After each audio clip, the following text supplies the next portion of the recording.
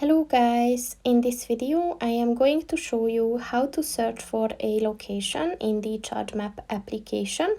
But first I just want to mention, don't forget to subscribe to my channel, because at 10,000 subscribers I am going to show you my whole YouTube revenue statistics and growth strategy, as well as how to make money online.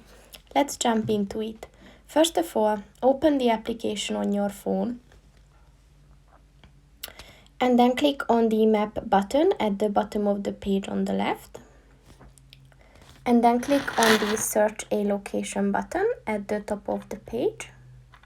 So you can use your current position, or you can just give any address that you want. So if you want to search within the Budapest airport, then you can do that. And as you can see, this purple sign is a charging station. So if you click on that, then you will see that it's located at the Ferenc Liszt International Airport in Budapest.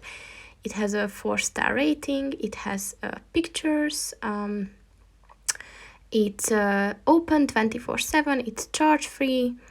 And then you can also get like nearby services and all kinds of information that you will find here. So that's pretty much it for this video, guys. See you in the next one. Goodbye.